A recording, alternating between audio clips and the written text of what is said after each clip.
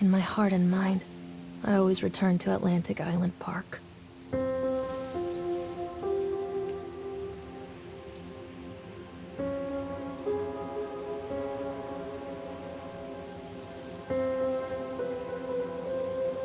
Where's Mr. Bear? I haven't seen Mr. Bear, Callum.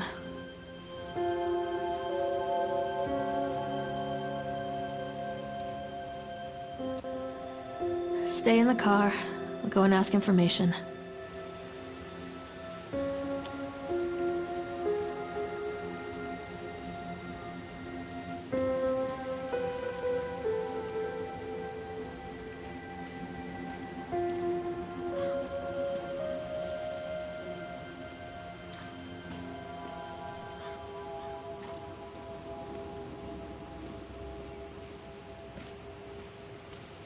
Attention, patrons. The park is now closed.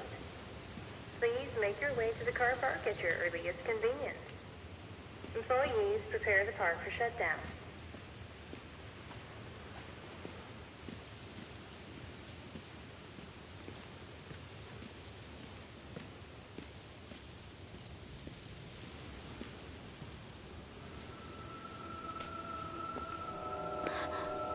What?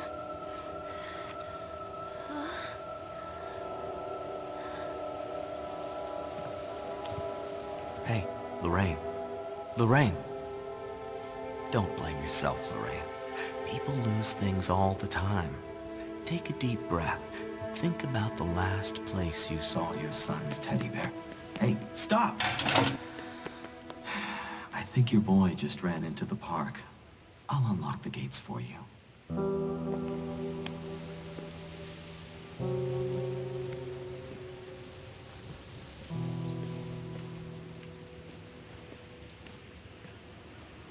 Wait for Mommy, Callum! Over here! Callum, I told you to wait in the car! Come on, Mommy!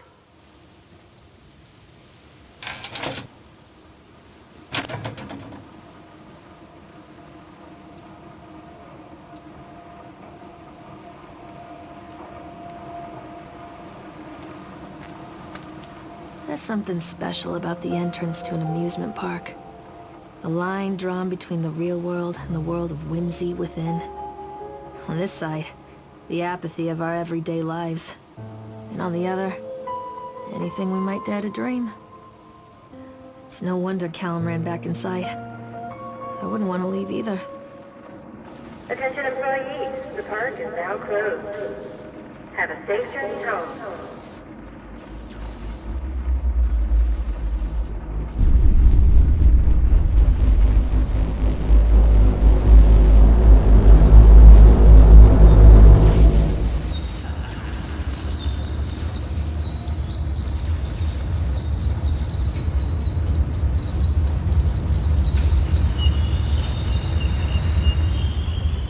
Come back! Oh God. The park. What happened here? It's easy to get lost here.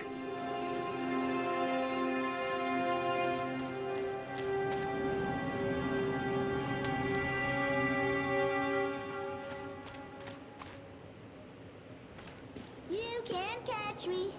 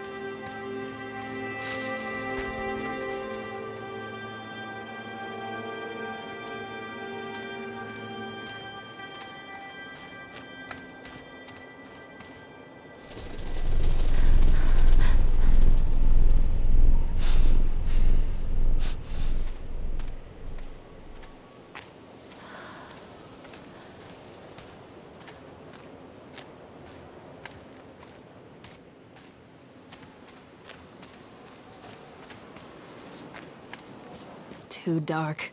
I'm not going in there without a flashlight.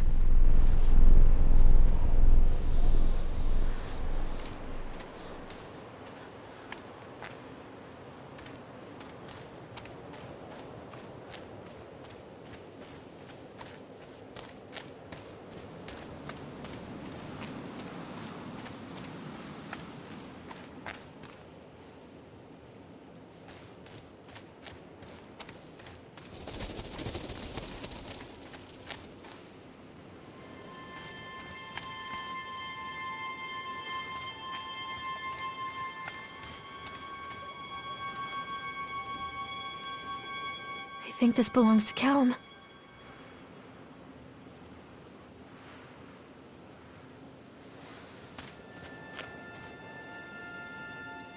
Chad the Chipmunk, huh? Just a drunk guy in a suit.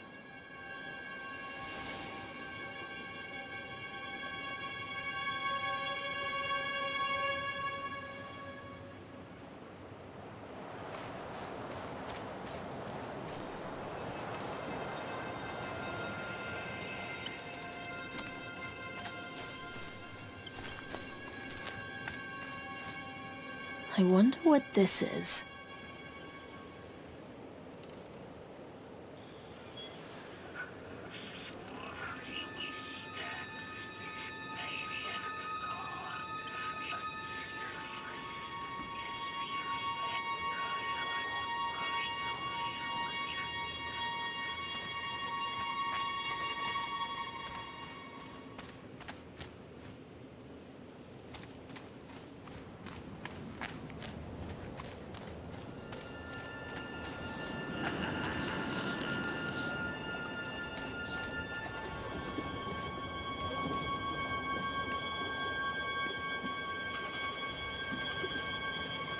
Callum, stay where you are!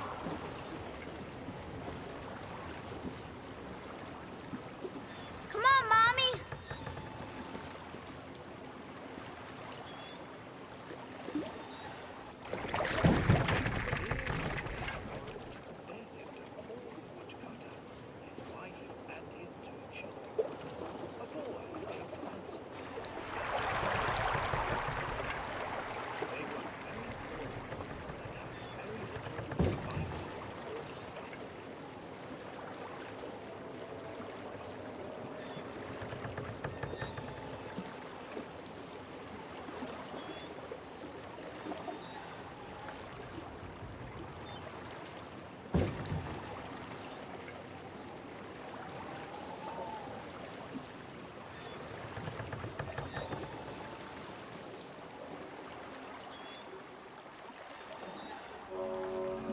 Near a great forest, there lived a poor woodcutter, his wife and his 2 children.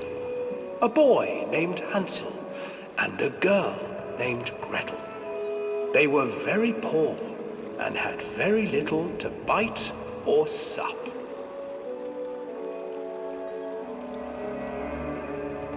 "What will become of us?"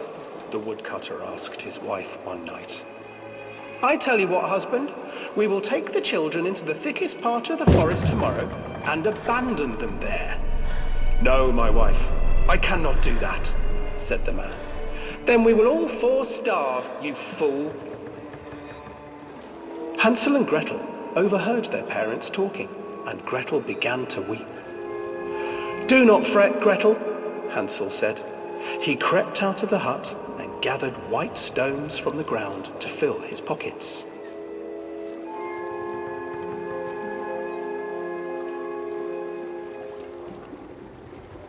The next morning, the woodcutter leads the children into the forest.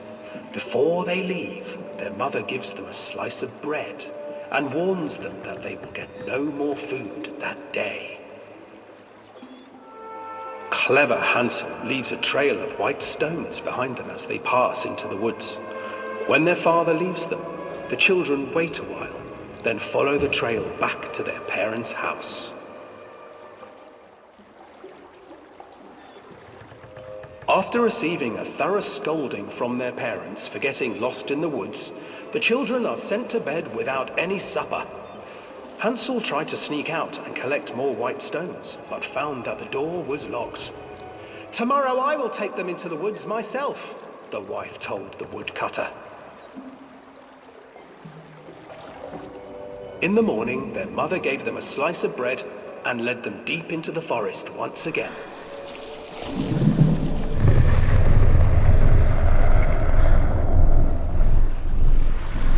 Hansel broke his bread into pieces and left a trail of breadcrumbs to lead them safely home. But hungry-eyed birds snatched up the breadcrumbs and his trail was destroyed.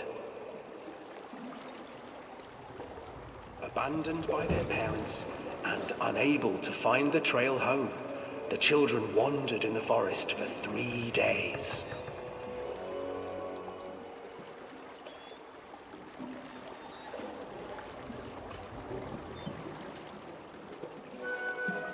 The children stumbled into a clearing with an exceedingly strange house. Its walls were made of gingerbread, and its windows were panes of clear sugar. Hansel, desperately hungry, ran forward and began to nibble on the walls.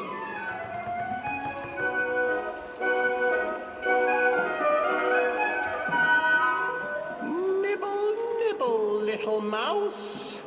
Who is nibbling at my house?" An old woman emerged from the house, sniffing the air and peering around with cloudy eyes. "Oh, you dear children, who brought you here? Just come in and stay with me. No harm will come to you." But Hansel and Gretel stayed back, for the old woman reminded them of their cruel mother. "Come, children, don't be afraid. I have something for you." The old woman offered them 2 enormous lollipops. The children took them and began to eat. "You see, nothing to fear here. Come inside," the old woman urged, and the children, still licking their sweets, followed.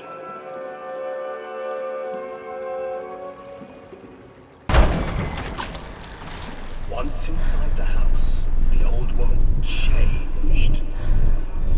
She stuffed Hansel into a cage and put Gretel to work, sweeping and cleaning her hut.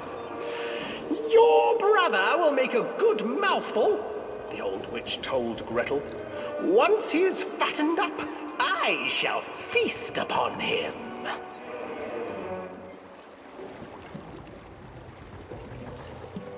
Time passed, and poor Hansel refused to eat, Callum, where did you fearing go? the day that the witch Callum, would where eat did him. you go? The witch, for her part, grew impatient. "Today I will cook and eat your brother, Gretel. Climb inside and light the oven." But Gretel pretended not to understand. I do not know how. Where is the opening?" "Fool," the old witch said. "The opening is here." And she moved to show Gretel. Seizing her courage, brave Gretel gave the witch a shove, and the old crone tumbled forward into the oven. Gretel slid a large iron bolt over the door to the oven. Gretel freed her brother Hansel, and together they lit a fire beneath the oven.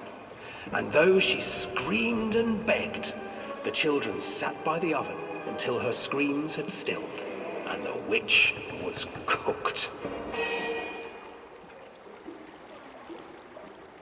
And then, because even children can't survive on sweets, they divided up the body of the old witch and ate her.